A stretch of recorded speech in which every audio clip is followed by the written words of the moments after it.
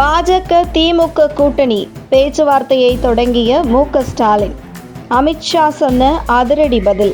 ஆட்சி அதிகாரத்தை மட்டும் இழந்தது இல்லாமல் கூட இருந்த கூட்டணி கட்சிகளும் முதுகில் குத்தி மிக பரிதாபமான நிலைக்கு தள்ளப்பட்டு இருக்கிறது மு.க.ஸ்டாலினின் குடும்பமும் திமுக என்கின்ற கட்சியும்.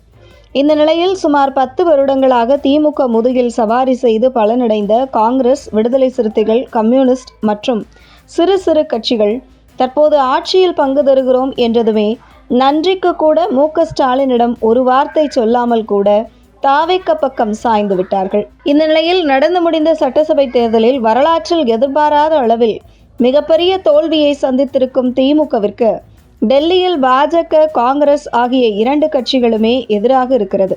எதிர்காலத்தில் ஆளும் தாவேக்க அரசு திமுக முன்னாள் அமைச்சர்கள் மீதோ அல்லது மு.க.ஸ்டாலின் குடும்ப உறுப்பினர்கள் மீதும் தமிழக லஞ்ச ஒழிப்புத்துறை மூலம் வழக்கு பதிவு செய்து அதன் மூலம் அமலாக்கத்துறை அதிரடி நடவடிக்கைகளை மேற்கொண்டால் டெல்லியிலேயே குரல் கொடுக்க கூட தற்பொழுது திமுகவுக்கு ஆதரவாக இருந்த காங்கிரஸ் கட்சியும் தற்போது இல்லை. இப்படி ஒரு சூழலில் வரும் 2029 நாடாளுமன்ற தேர்தலில் காங்கிரஸ், தாவேக்க, விடுதலை சிறுத்தைகள், கம்யூனிஸ்டுகள் ஆகிய ஒரு கூட்டணியில் தேர்தலை சந்திக்கும் பொழுது அதே நேரத்தில் பாஜக தலைமையில் மற்றொரு கூட்டணி தேர்தலை எதிர்கொண்டால் திமுக தனித்து விடப்பட்டு வரும் 2029 நாடாளுமன்ற தேர்தலில் படுதோல்வியை சந்தித்து அடுத்து 2031 தன்னுடைய எதிர்க்கட்சி அந்தஸ்தை கூட இழக்கும் ஒரு சூழல் உருவாகும் நிலை ஏற்படும் என்கின்ற அச்சம் தற்பொழுது மு.க.ஸ்டாலின் மற்றும் அவருடைய குடும்பத்தினருக்கு ஏற்பட்டிருக்கிறது. இதனைத் தொடர்ந்து ஏற்கனவே தங்களை சுற்றி கொண்டிருக்கும் அமலாக்கத்துறையிடம் இருந்து தப்பிப்பதற்காகவும் ஒரே நேரத்தில் மத்தியில் ஆளும் பாஜக அரசையும் மாநிலத்தில் ஆளும் தாவேக்க அரசையும் பகைத்து கொண்டால் நம் நிலைமை இன்னும் மோசமாகிவிடும் என்பதை நன்கு உணர்ந்து கொண்ட மு.க.ஸ்டாலின் குடும்பத்தினர் பாஜகவுடன் கூட்டணி அமைத்து கைகோர்க்கவும் தயாராகி இருக்கிறார்கள்.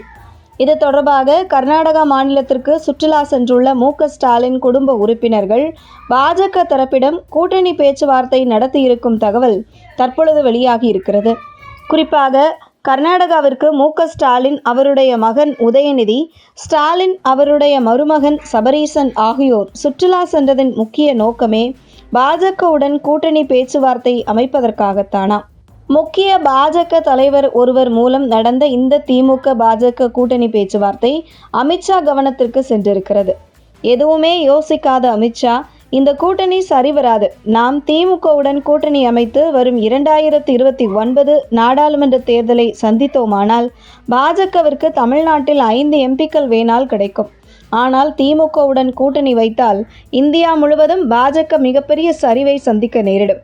காரணம், நாமே திமுக இந்து மதத்திற்கு எதிரான கட்சி என்கின்ற பிரச்சாரத்தை மேலோங்கி இந்தியா முழுவதும் செய்திருக்கிறோம். ஆகையால் திமுகவுடன் பேச்சுவார்த்தைக்கு இடமில்லை. மேலும் இவர்கள் முழுக்க முழுக்க நம்மளுடைய சித்தாந்தத்திற்கும் சனாதனத்திற்கும் எதிரானவர்கள் என்று மறுத்துவிட்டாராம் அமித்ஷா.